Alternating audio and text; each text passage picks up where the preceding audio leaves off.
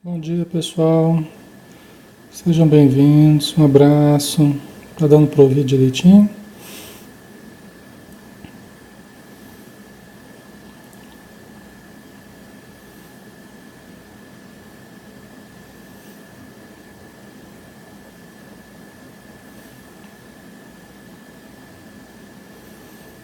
Só um minutinho que a gente já começa, tá?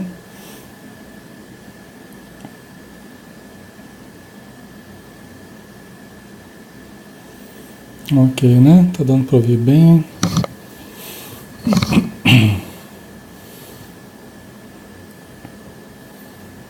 Só dar uma ajeitada aqui.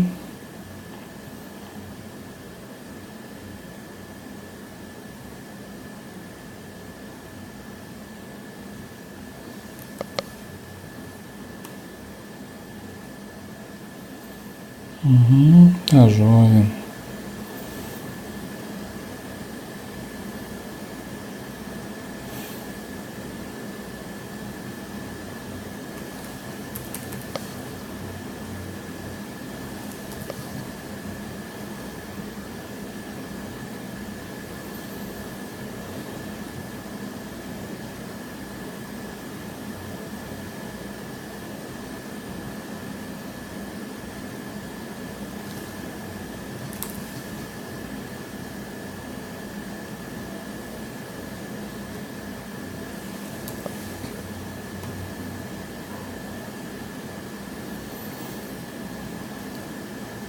Bom dia a todos, pessoal. Um abraço. Sejam bem-vindos, viu?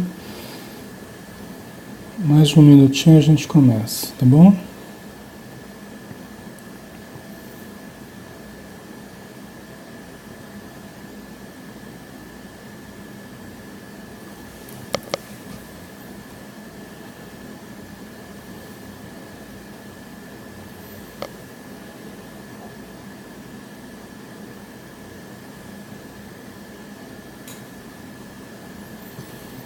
Prontinho. Um abraço, Patrícia, Barbosa, Carol, Suzana Teixeira, Sara Rocha, Gilcimara, bom dia, Rosana Borges, Flávio Rodrigues, bom dia,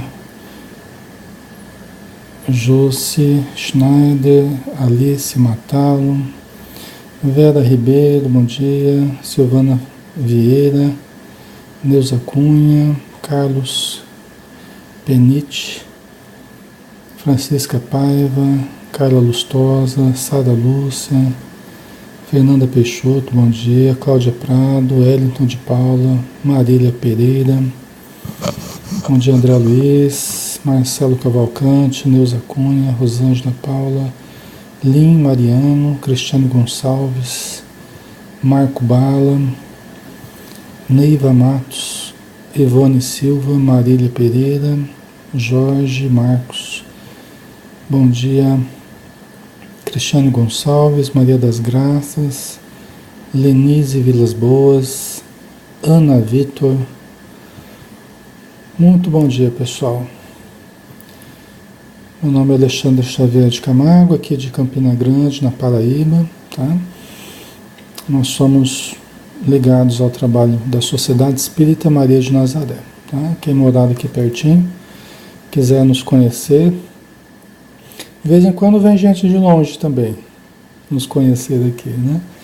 Todos os sábados às 16 horas a gente faz nossa reunião pública de palestra, passe e atendimento fraterno, né? Após a reunião. Quem quiser pode vir nos conhecer um dia aí, né? Participar das nossas atividades. 8 horas no meu relógio aqui, vamos começar?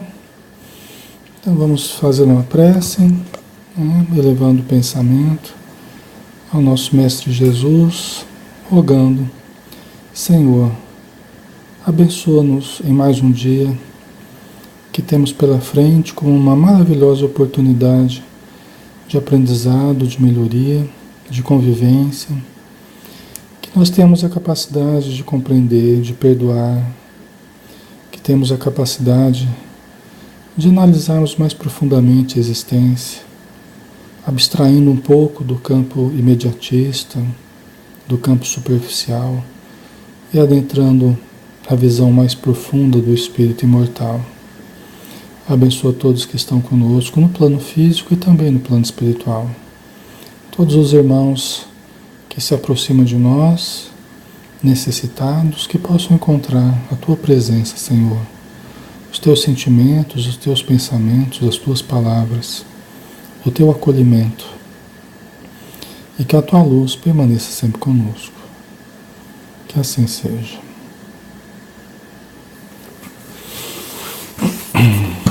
Muito bem, pessoal. Então vamos lá, né? Nós estamos na primeira parte, no capítulo 3 do Livro dos Médiuns, o item 21. Estamos falando do método ainda, tá? Ok? Nós já começamos o item 21, nós vamos dar a sequência, tá? Allan Kardec está falando aqui de uma segunda classe de materialistas, né? A primeira, ele falava sobre aqueles materialistas convictos, né? Aqueles que estudam para ser materialista, né?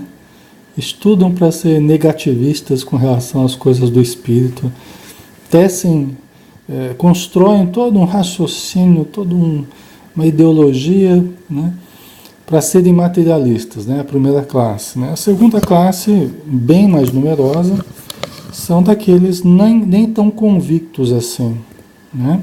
Na verdade, eles acolhem o materialismo mas como a falta de algo melhor, né? Com a falta de algo melhor que os preencha mais com algo racional. Muitos desses materialistas, desse tipo de materialista, dessa segunda classe, eles o são por quê? Porque não encontraram nas religiões tradicionais a sustentação racional que eles também precisam. Porque se tem muitas pessoas que acreditam e seguem uma religião de uma forma cega, a fé cega, né? Há muitas pessoas que não aceitam mais a fé cega. Ou seja, elas precisam ver, elas precisam analisar, elas precisam digerir os conteúdos para daí assimilarem, para daí aceitarem, né? Então essa classe de materialistas, tem muitas pessoas assim, né, que elas já não aceitam mais as religiões tradicionais, elas querem algo mais profundo, algo que explique mais, né, os pontos religiosos de uma forma racional e faça uma conexão com a atualidade científica, não é? Com a atualidade vivencial da sociedade hoje, com os problemas, com os questionamentos da sociedade hoje, né?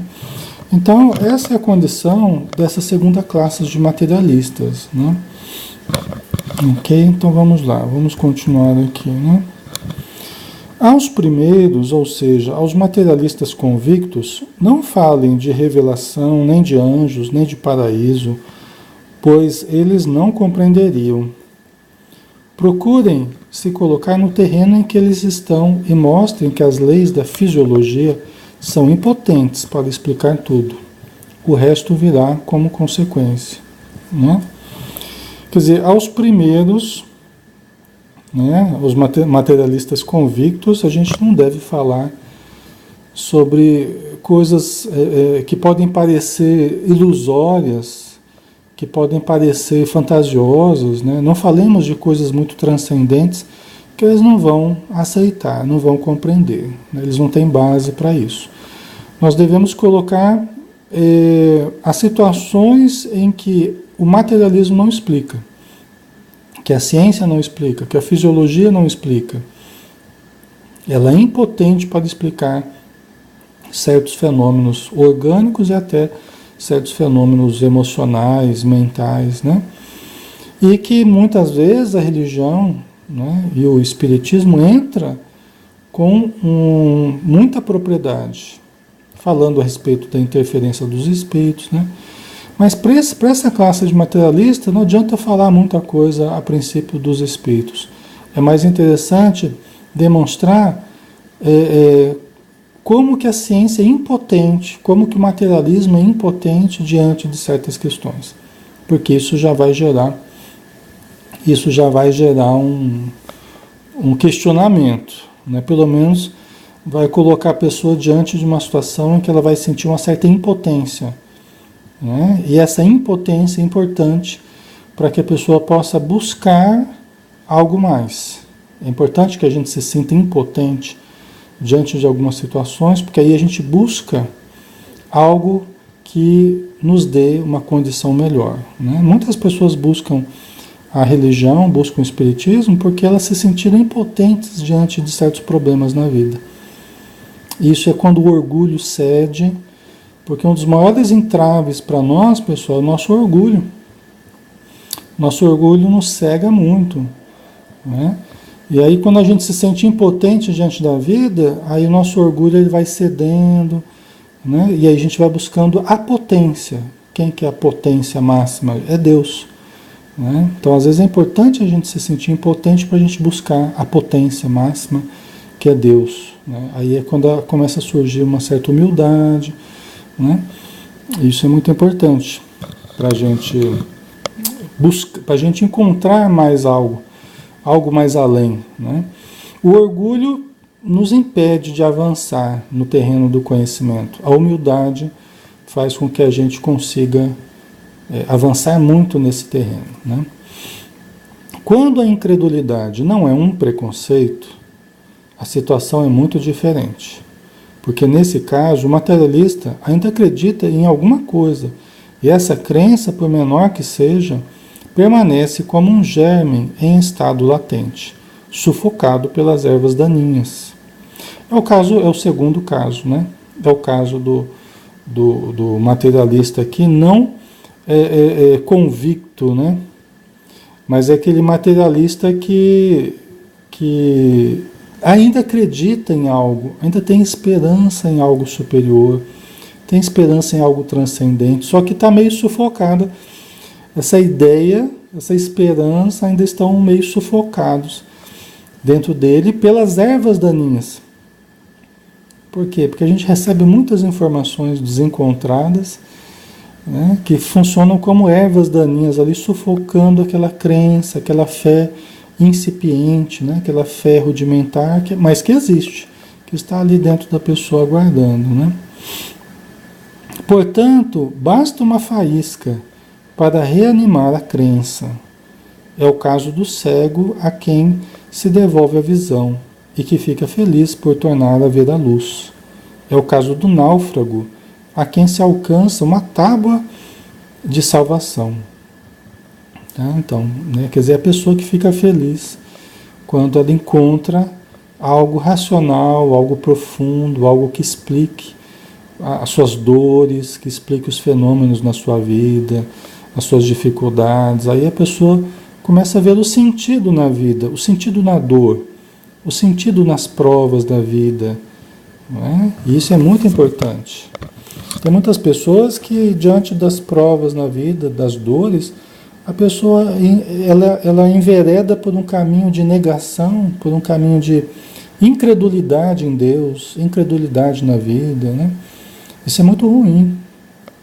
Por isso que é muito importante a gente encontrar algo que explique os problemas da vida, como o Espiritismo explica. É muito importante, porque faz com que a fé continue sendo válida, faz com que a crença em Deus continue sendo válida. Né? A gente não descarta Deus, nem a fé, nem as religiões, nem o código moral de Jesus, né, permeando as nossas crenças. Não, tudo isso é válido. Por quê? Porque eu entendo que cada coisa dessa tem a sua importância e as dores que eu passo, as dificuldades também têm a sua importância. Eu não preciso descrer de Deus porque eu estou sofrendo. Eu passo a entender o porquê do sofrimento, né? Dentro da aplicação das leis divinas, né? Ok. Certo, pessoal? Tá fazendo sentido para vocês? Tomar uma aguinha aqui. Ok? Aí nós vamos para o item 22, tá? Ao lado dos materialistas propriamente ditos, existe uma terceira classe de incrédulos, que, embora espiritualistas, pelo menos de nome, são tão contrários ao espiritismo quanto os materialistas radicais. São os incrédulos de má vontade. São os incrédulos de má vontade. São incrédulos, né? Contra o espiritismo, são contrários ao espiritismo, né? Que Allan Kardec chama aqui de incrédulos de má vontade. Tá? Não são exatamente materialistas, pelo menos se dizem, né? Espiritualistas, né? Só que com relação ao espiritismo demonstram má vontade. Eles preferem não acreditar, porque isso perturbaria a tranquilidade de seus prazeres materiais. Esse aqui tem bastante gente. Esse aqui tem bastante gente também, né? Então eles preferem não acreditar, porque isso perturbaria a tranquilidade de seus prazeres materiais. Não são as pessoas que negam tudo com relação à espiritualidade, né? Elas se mostram incrédulas em determinados pontos, né? Porque isso atrapalharia a tranquilidade delas, tiraria elas do conforto delas, né? Tiraria essas pessoas da acomodação, né? Então é preferível não saber. Tem gente que me fala assim, Alexandre, eu prefiro não saber, né? Porque isso gera muita responsabilidade. Quer dizer, é de caso pensado.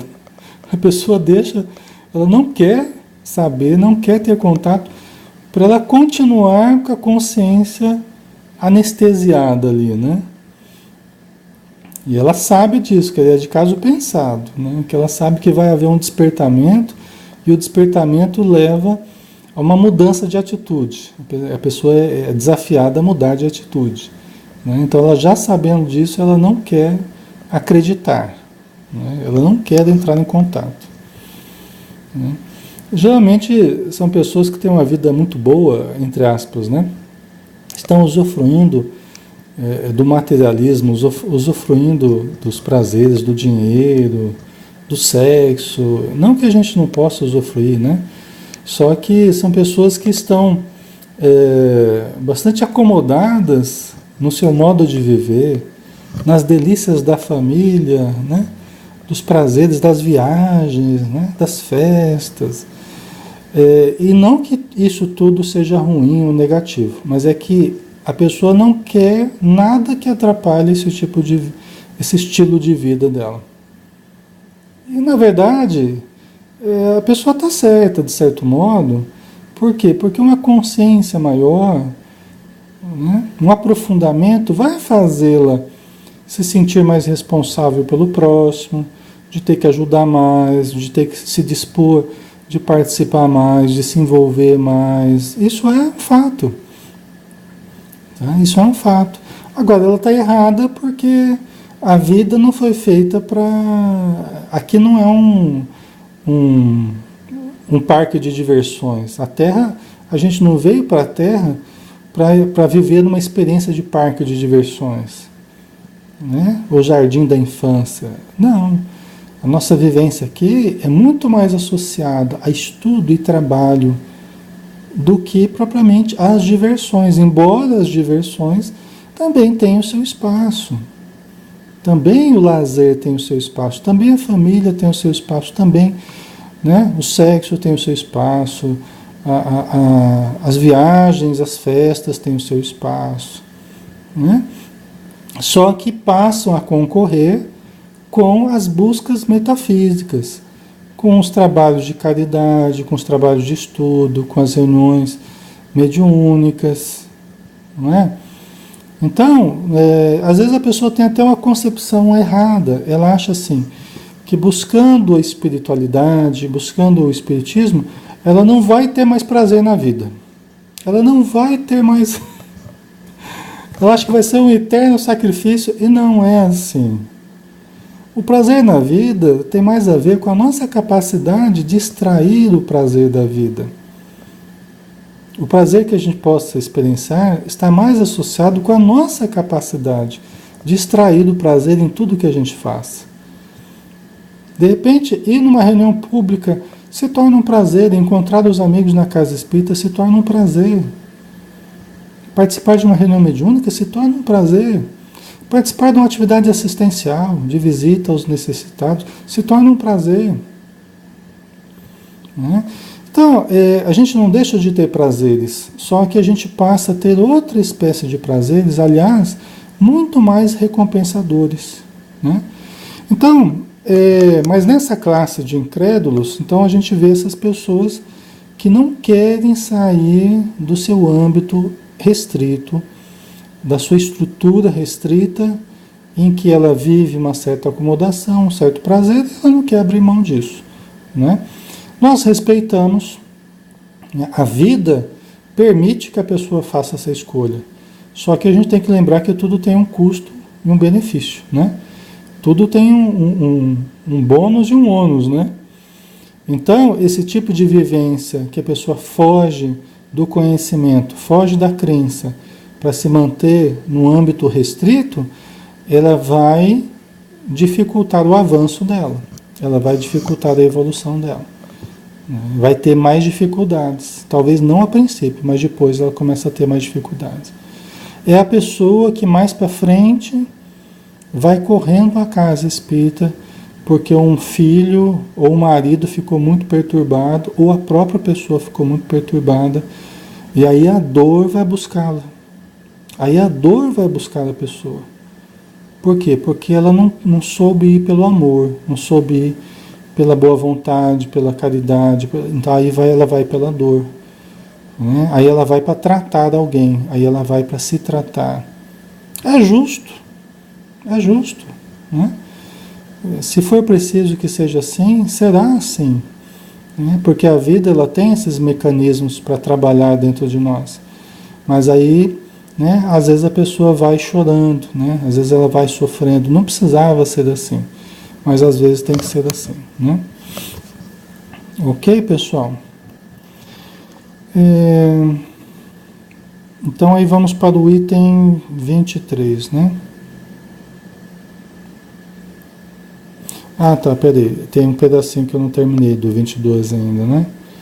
Eles preferem não acreditar porque isso perturbaria a tranquilidade de seus prazeres materiais. Temem encontrar no Espiritismo a condenação de suas ambições, de seu egoísmo e das vaidades humanas com as quais se comprazem. Fecham os olhos para não ver e tapam os ouvidos para não ouvir. Só podemos lamentá-los. Isso é realmente o que acontece. As pessoas intuem,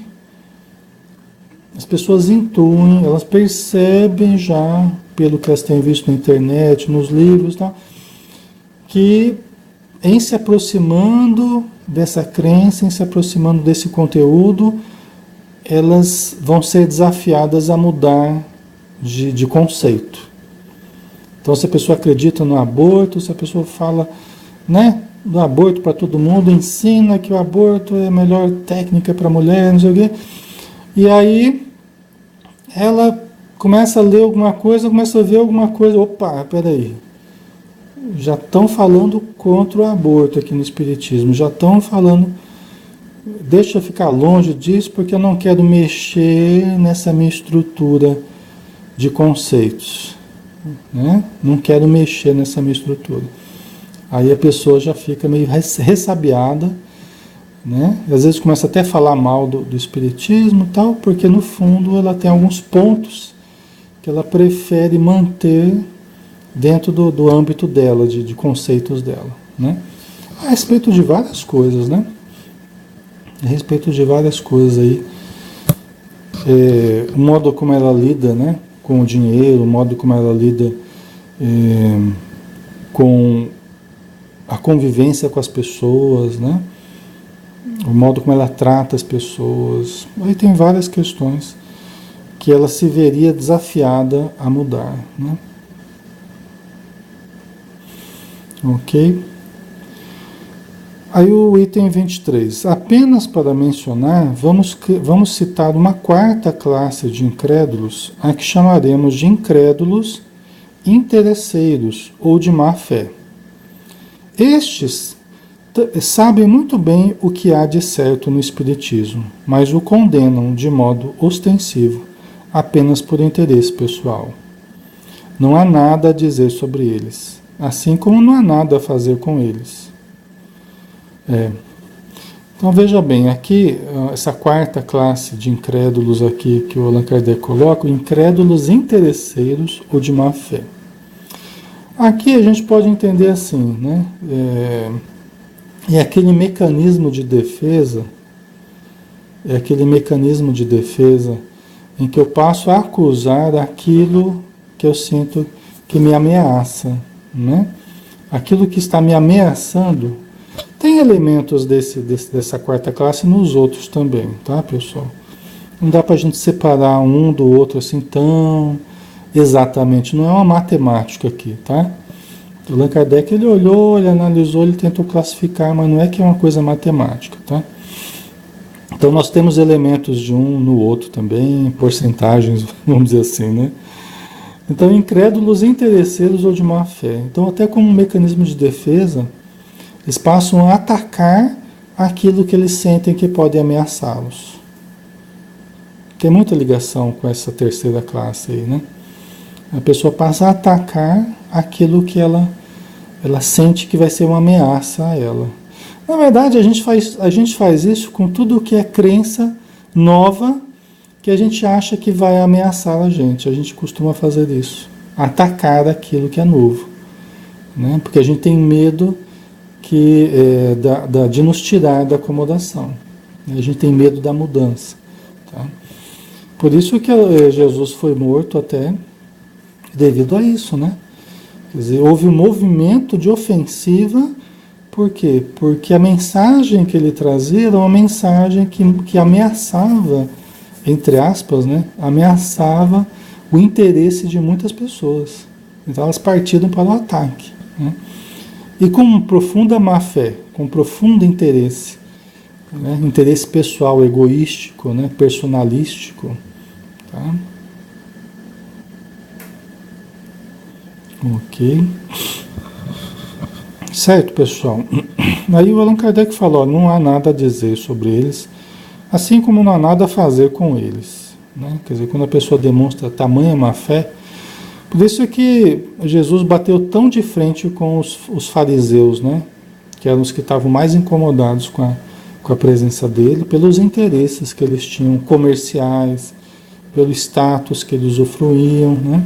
Jesus bateu muito de frente com os fariseus. Vós sois sepulcros caiados, brancos por fora e por dentro cheios de podridão. Você vê, era assim que Jesus se referia aos fariseus, que são esses crentes ou descrentes, né, de má fé, né? São pessoas que acabam descrendo, né, por má fé, né, por interesse pessoal. Se o materialista radical se engana, ele tem ao menos a seu favor a desculpa da boa fé. Tá? Então, assim, olha a distinção importante essa que Allan Kardec fez, né? Quer dizer, aquele primeiro caso do materialista radical, do materialista convicto, tá certo que há uma boa dose de orgulho aí, há uma boa dose de cegueira, no sentido de que a pessoa ela não admite algo superior a ela, não admite algo que controle a sua vida, a lei divina, não admite. Então tece todo um raciocínio para fugir desse pensamento da existência de Deus, né? Nisso está o seu problema, né? No caso do materialista convicto. Mas ele tem, de certo modo, entre aspas, uma boa fé, né? Ele tem uma boa fé diferente desses incrédulos interesseiros, né? Que mais notadamente atacam porque se sentem ameaçados, né? nos seus prazeres, né? Tem uma dose dessa quarta classe também na primeira classe, tá? Tem uma dose disso aqui também, mas é menos explícita, vamos dizer assim, na primeira classe, né? Na quarta classe a coisa é mais declarada, mais explícita, né? Então, se o materialista radical se engana, ele tem ao menos a seu favor a desculpa da boa-fé. Podemos corrigi-lo mostrando-lhe o erro. Já com os incrédulos interesseiros, existe uma firme determinação contra a qual todos os argumentos se chocam. O tempo se encarregará de abrir os seus olhos e de lhes mostrar, talvez à custa de seu próprio sofrimento, talvez não, muito provavelmente, viu? Onde estavam os seus verdadeiros interesses. Esses incrédulos, não podendo impedir que a verdade se espalhe, serão arrastados pela correnteza, juntamente com os interesses que julgam salvaguardar, né? São os interesses, vamos dizer assim, institucionais, né? Os interesses institucionais. Então eu defendo certa religião e não quero que o espiritismo se propague porque eu defendo a instituição de uma determinada religião. Eu defendo os interesses dessa religião. Eu defendo o status quo que essa religião, né, é predominante, seja ela qual for. Tá? Então eu não quero que o espiritismo se propague. Eu não estou preocupado com a verdade, eu estou preocupado. O meu interesse aí, né, e eu sou incrédulo no espiritismo por interesses escusos, né? Quer dizer, eu não estou preocupado com a verdade, em que a verdade de uma forma ampla apareça. Estou preocupado em salvaguardar do meu status, o meu poder, o meu dinheiro, né? A minha supremacia seria mais isso, tá? Ok?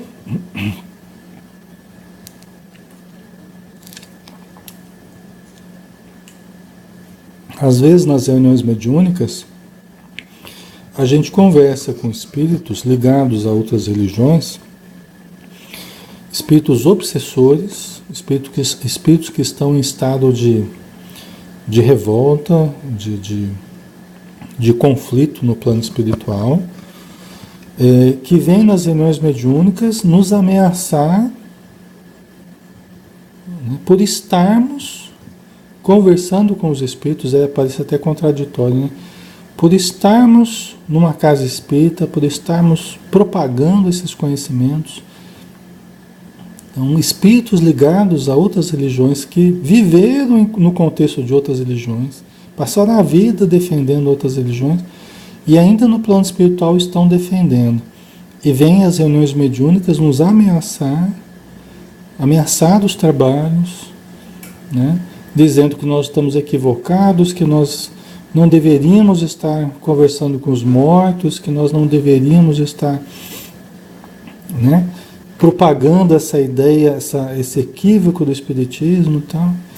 E aí nós conversamos com todo carinho, vamos tentando fazê-lo enxergar de uma outra forma, né? Então nós conversamos com muitos religiosos que estão no plano espiritual em estado de desequilíbrio. Porque na Terra já demonstravam essa preocupação excessiva com o poder, com a ambição, né? Usaram a religião a serviço das suas ambições, do seu status, do seu poder, da sua riqueza. E continuam no plano espiritual com esse interesse de manter a supremacia dessa ou daquela religião.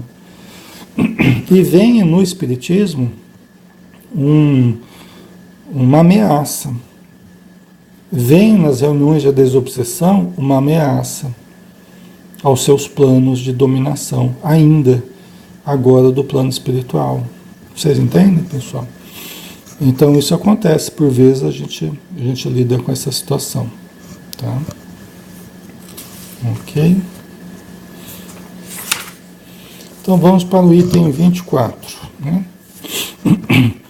Além dessas diversas categorias de opositores, existe uma infinidade de variações, entre as quais podemos incluir os incrédulos por covardia, que terão coragem quando verificarem que os outros não se prejudicam. É verdade. Então, tem uma subcategoria aí, né? Os incrédulos por covardia. São pessoas pusilânimes, né? São pessoas que têm uma certa covardia moral, que elas não, né, a princípio não aceitam porque elas têm medo de consequências. Por exemplo, a pessoa não aceita e não participa, não se envolve, né? E a princípio, entre aspas, até não acredita, mas às vezes até ela acredita, mas não declara o que ela acredita, né? Por quê? Porque ela tem medo das reações da família. Porque a família é de outra crença, porque ela cresceu dentro de outro contexto, ela fica com medo de ir contra a família. São pessoas assim mais dependentes emocionalmente da família. Não conseguiram ainda romper o cordão umbilical, né, com pai, mãe, com pessoas da família, e se tornam muito dependentes do pensamento do clã familiar. É a pessoa que só vai junto com a família ali. Só, o que a família fala que é certo, o que fala que é errado. Ela até sente uma certa necessidade de acreditar em algo, só que não se permite por medo, por covardia. Tá? Tem muitas pessoas assim. Né? Aí quando elas vêm, algumas delas, quando veem que outros adentram esse caminho, outras pessoas próximas a ela, às vezes até dentro da família dela, quando ela vê que alguém está tendo coragem de enfrentar, às vezes ela vai junto. Né? Ela acaba pegando carona, né? Na crença de alguém ali que está desafiando a família, às vezes ela consegue ir junto. Né? Os incrédulos por escrúpulos religiosos, que é mais ou menos o que a gente estava falando também, aos quais um estudo esclarecido ensinará que o Espiritismo se apoia nos próprios fundamentos da religião e que respeita todas as outras crenças. Então, isso aqui é parecido com aquele que a gente falou, né, da incrédulos por covardia, está muito próximo ali, tá? Mas é um pouquinho diferente, né? Os incrédulos por escrúpulos religiosos. Às vezes a pessoa, ela vem num contexto tradicional, em termos de religião, e ela até tem uma participação até ativa dentro desse contexto. Às vezes a pessoa tem uma participação até ativa, né? Só que ela começa a ter algumas informações sobre o espiritismo, às vezes até ela é médium, né? E algumas pessoas estão falando alguma coisa para ela, mas ela tem escrúpulos religiosos, né? Ela tem receios porque ela se sente insegura de sair daquele contexto tradicional em que ela foi criada, que para ela significa uma certa segurança. Parece que ela está indo junto com a maioria, e a maioria eu aprendi que está sempre certa, e então eu estou junto com a maioria e eu me sinto mais segura, mesmo que essa crença não esteja satisfazendo ela. Ela até tem alguns questionamentos no catolicismo, por exemplo, não concorda com muita coisa da igreja, questiona isso, questiona aquilo, mas ela se mantém um pouco avessa ainda ao espiritismo, porque é o novo para ela, né? E é sair fora daquele âmbito de segurança dela, né? Que ela cresceu fazendo lá crisma, batismo, não sei o quê, né? Fez todo o plano de carreira lá, fez todo o plano, né? O plano de procedimentos lá que a igreja oferece, né? Então ela se sente insegura ao sair dessa condição, né, da crença tradicional, tá? E pode ficar muito tempo assim, manifestando uma certa incredulidade, muito mais por escrúpulos religiosos. Por exemplo, é a pessoa que ouve falar que o espiritismo não é de Deus. E aí ela fica com medo. Ela até sente uma certa simpatia, tal, uma certa curiosidade, né? Não sei se chega a ser simpatia, mas ela ouve falar que o espiritismo não é de Deus. Então, né, Deus me livre, né? Ou então ouve falar que o Espiritismo não é de Jesus, que para ela Jesus e Deus é a mesma coisa, para nós é diferente, né? Então ela já fica... Só que quando a pessoa se permite estudar, ela vê que Deus é o pensamento básico, a crença em Deus é o pensamento básico no Espiritismo, é o chão do espírita, né? A crença em Jesus é toda a prática moral da doutrina espírita, a crença em Jesus, né? Aí ela vai se desarmando um pouco com o tempo, à medida que ela vai tendo alguma informação, né? A Leila colocou, mas quando precisa de ajuda espiritual, corre para o Espiritismo.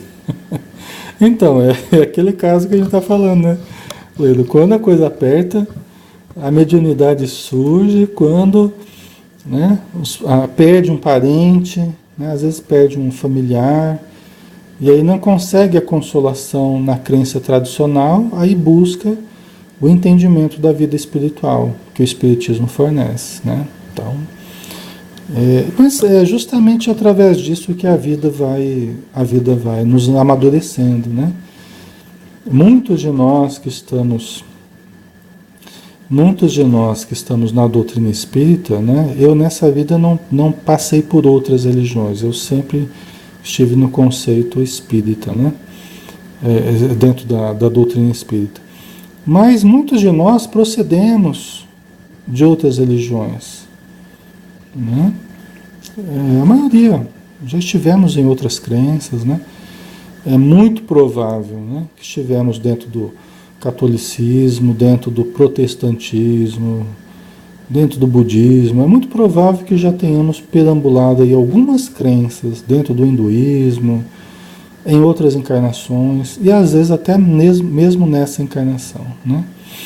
E o Espiritismo respeita todas as crenças. O Espiritismo não tem um pensamento de supremacia, de querer se impor sobre todas as outras, né? O Espiritismo quer se propagar pela força dos seus conceitos, principalmente relacionados ao amor, à caridade, né? Ao auxílio espiritual.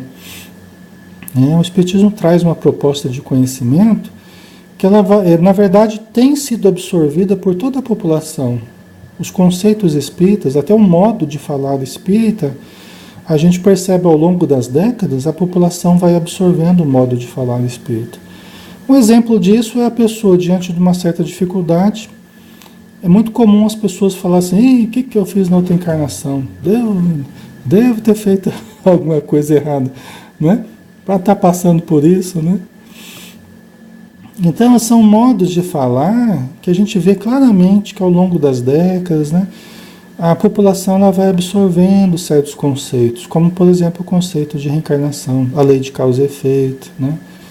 Então, tem muitas coisas interessantes, inclusive a influência dos espíritos, né? Então, hoje, você pega várias pessoas de várias crenças acreditando, né, que pode estar tendo uma interferência espiritual, né, e as pessoas falam disso. Eu vejo muito isso no consultório, pessoas de outras crenças, né, mas tendo uma base já de raciocínio espírita, né. A Leila, né, e vem escondida morrendo de medo que alguém da família ou da igreja saiba. É verdade. Ai, ai. É até natural, né? Até a pessoa se encorajar mais, ela chega na casa espírita e vai estudando, vai vendo que não tem necessidade de ter receio, né? Que ela vai revendo os conceitos dela a respeito do espiritismo, vai se fortalecendo e com o tempo, né, ficando menos preocupada de ser divulgada a sua presença na casa espírita, né? Mas a gente precisa até tomar cuidado, né? Por exemplo, eu não gosto muito na casa espírita de fazer filmagens e de dar fotos assim de frente para as pessoas. Eu não gosto muito de fazer isso, por quê? Justamente sabendo que algumas pessoas estão presentes com receio de serem vistas na casa espírita. Eu tenho mais esse pensamento de poupar as pessoas, né? De poupá-las, de não expô-las, né? Publicamente, porque a gente sabe que sempre tem uns e outros ali que estão, né, buscando, porque estão precisando, mas com receio, né? Com receio de saberem. Às vezes até são pastores ou são... Acontece, pessoal, às vezes de um pastor de uma outra religião, né? Dentro da casa espírita, né? E vai porque é médium, porque sente, porque... Agora imagina, antes tem a foto do pastor lá, e o pessoal da igreja vê, imagina um choque que é, né? Então a gente precisa ter esse tato, né? Porque senão a gente acaba até atrapalhando a vida da pessoa às vezes, né?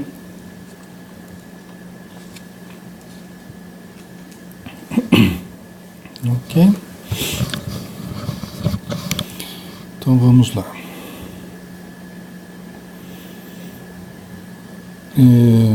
Nós vamos entrar... nós já entramos no item 24, né? Falamos dos incrédulos por covardia, né? A gente viu. E os incrédulos por escrúpulos religiosos também, né? A gente já viu aqui, na verdade a gente está falando. Vamos terminar, falta só um pedacinho aqui, né? Então, os incrédulos por escrúpulos religiosos, aos quais um estudo esclarecido ensinará que o Espiritismo se apoia nos próprios fundamentos da religião e que respeita todas as outras crenças, que um de seus efeitos é inspirar sentimentos religiosos em quem não os tem e fortalecê-los naqueles que vacilam. Existem ainda os incrédulos por orgulho, por espírito de contradição, por negligência, por leviandade, etc. Né? Allan Kardec cita alguns tipos.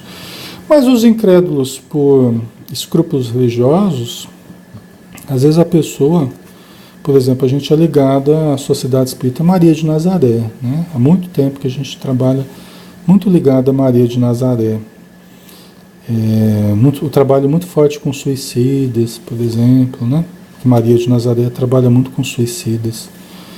E às vezes a pessoa de uma crença que não acredita em Maria, né? Mas aí ela começa a ter conhecimentos, começa a ter informações, começa a pesquisar sobre Maria e começa a ter um entendimento diferente, até diferente do que ela tinha antes na sua crença, né? Então ela começa a ver que o Espiritismo, a gente acredita em Maria de Nazaré, né? Vê o trabalho importante de Maria, né? Após a vinda de Jesus, né? Tem muita gente que despreza Maria de Nazaré como se ela tivesse tido muito mais importância do que ela tinha de fato.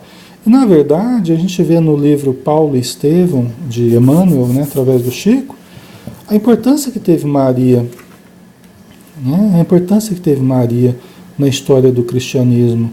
E, inclusive, é muito provável que o Evangelho de Lucas ele tenha sido resultante das informações que Lucas tomou de Maria, né? Que ele fez várias viagens, em uma delas ele foi visitar João, né?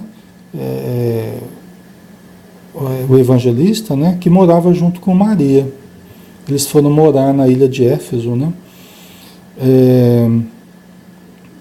Acho que é Éfeso, né? Se eu não me engano. Inclusive Maria morreu lá, né?